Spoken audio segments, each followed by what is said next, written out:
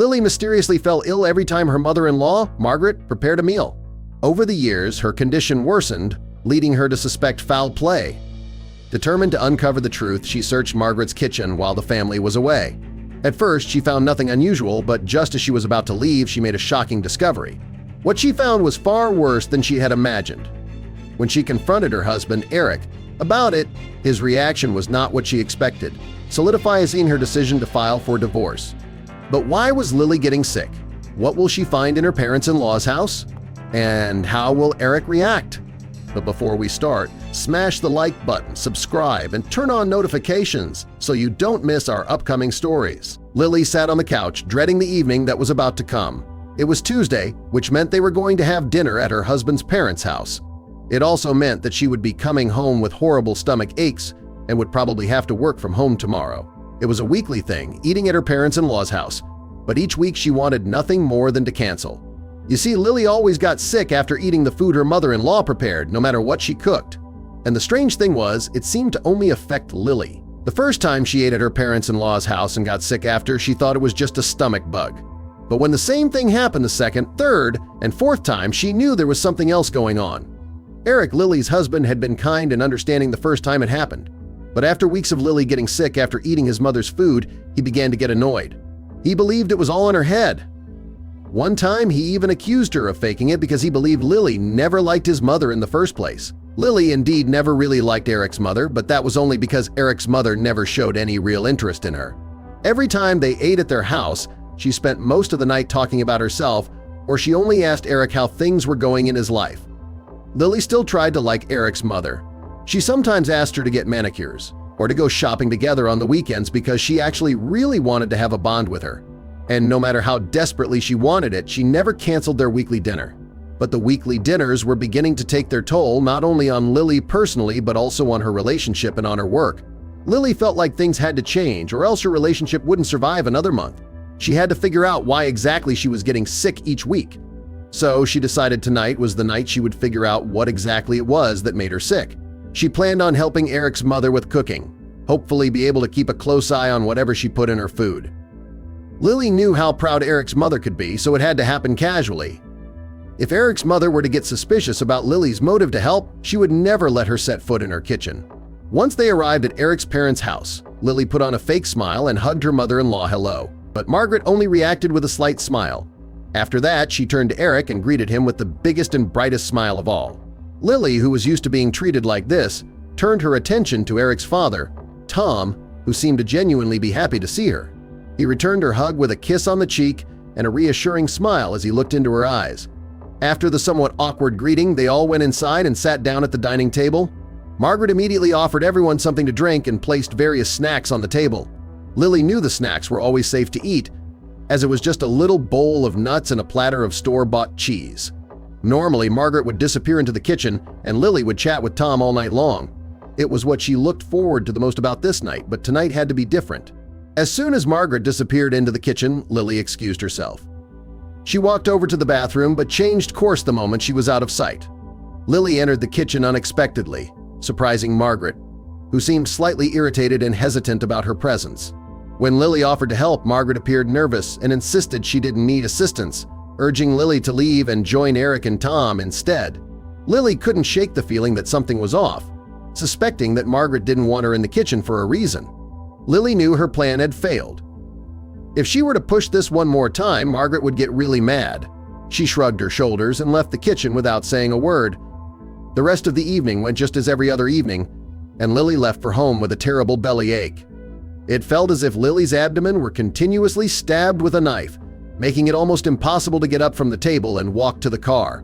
Lilly tried to ignore it and act as if nothing was going on, but tears were slowly filling her eyes with every step she took. That night, Lilly decided she was done with being careful. She couldn't survive one more dinner at Eric's parents' house. There had to be a reason for her to feel like this, and she was determined to find out what it was. So as soon as she felt better, she went over to her parents-in-law's house. She didn't go when they were home, of course. She knew they would never tell her the truth. She went when she was certain no one would be home. That was the only time when she would be able to look through the kitchen for any clues. Every morning around 11 o'clock, Margaret and Tom would leave their home to go to the farmer's market.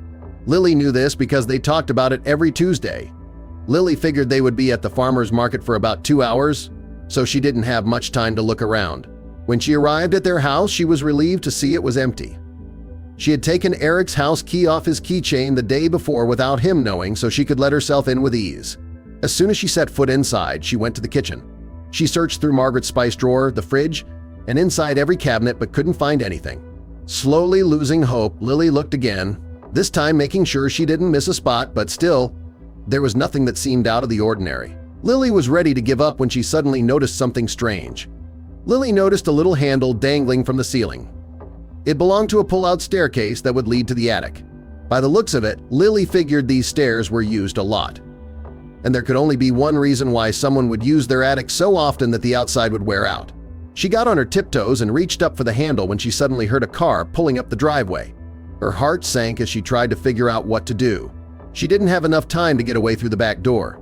So without hesitation, she quickly pulled the staircase down, climbed up, and pulled it up again. Just as Lilly closed the hatch, she heard the keys turn in the front door. The attic was pitch black, so her ears were on high alert. She listened carefully as her parents-in-law entered their house, happily chatting about the farmer's market. Lilly was afraid to move as she feared the wooden floorboards would creak. There was a whole floor in between them as her parents-in-law were on the ground floor and she was all the way up in the attic, but she figured if she could hear them, they could also hear her. Slowly but surely, Lilly grabbed her phone out of her pocket. She turned on the flashlight and looked around her. Little dust particles were flying around everywhere. As Lilly looked around her, she noticed the attic was strangely empty. Where normally everyone had their attic stocked with boxes and other things they wanted out of the way, this attic was only filled with a single desk in the middle of the room, a chair behind it, and a single light bulb hanging from the ceiling. Lilly slowly put her phone down, placed both hands flat on the ground in a bit to divide her weight equally, and carefully pushed herself up. The floorboards creaked a little, but not as much as she had feared. Lilly had to find a way out of this attic without being seen. She knew her husband would never forgive her for breaking into his parents' house, and if Margaret hadn't intentionally made her sick before, she would definitely do it after finding this out. Lilly decided to wait until her parents-in-law would watch TV late at night. Her own parents would always turn on the audio a bit too loud as they were hard of hearing, and sometimes even fall asleep. She hoped her husband's parents would do the same. This meant she had to lie to her husband about why she was missing dinner. She didn't like lying to him, especially with how their relationship was currently. "Sorry, babe, spontaneously gone out with a friend, we'll be back after dinner," she eventually decided to text. It felt like she had to wait forever. Her stomach was growling and her throat was getting dry from all the dust, causing her to cough.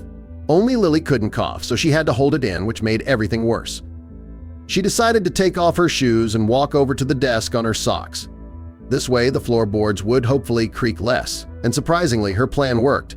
She looked at the desk and saw a single notebook lying in the middle. Curious, Lilly opened the book and began to read. Her eyes widened as she realized what her mother-in-law had been doing to her.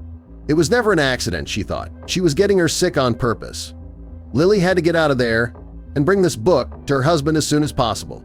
Finally, she heard the sound of the TV echoing through the house. It was going just as she had hoped it would, and that gave her a bit of confidence. She slowly lowered the staircase more until it was ready for her to climb down. Her heart was racing in her chest as she carefully climbed down the stairs. As soon as she stood on the ground, she pushed the hatch shut again, but this time she was a bit too quick. A loud thump was heard, and Lilly froze in place. Lilly felt her heart sink as she overheard Margaret and Tom talking, narrowly escaping their house with the mysterious notebook clutched in her hands. Once safely on the highway, she finally allowed herself to breathe. But the shocking contents of the book haunted her. She had to confront Eric immediately. Arriving home, she sensed something was wrong. Eric ignored her greeting, and when she touched his shoulder, he coldly demanded to know where she had been. To her shock, he revealed that he had been secretly tracking her location using Find My Friends without her consent. Though furious at this betrayal, Lilly prioritized showing him the book. When she placed it in front of him, Eric's stunned reaction confirmed her worst fears. He already knew about it. When she demanded to know if he had seen it before, he hesitated before finally admitting the truth. The family recipe inside the book had been used for generations, meant to strengthen relationships and promote fertility. Margaret had been adding it to Lily's meals at Eric's request, believing it would help their marriage. But Lilly was horrified. She had been unknowingly consuming a mixture containing turmeric, an ingredient she was severely allergic to. Realizing the full extent of the betrayal, Lilly threw the book at Eric and demanded he leave. She had always been clear that she did not want children, yet he had conspired with his mother against her wishes. The next morning, Lilly filed for divorce. The life she had built with Eric had been shattered beyond repair. Though deeply hurt, she found unexpected solace in her father-in-law, Tom, who had no knowledge of the scheme. Their weekly Tuesday dinners became a comforting tradition. With therapy, Lilly slowly learned to trust again, though it was a long and difficult journey. She never saw or heard from Eric or Margaret again, though she eventually found it in herself to forgive them. If only they had spoken to her instead of betraying her trust. Eric later remarried and had children, but Lilly never regretted her decision. She built a new life on her own terms, stronger, wiser, and free from those who had once deceived her. Thank you so much for watching. If you enjoyed the video, please don't forget to leave a like, subscribe, and ring the notification bell so you never miss our upcoming stories.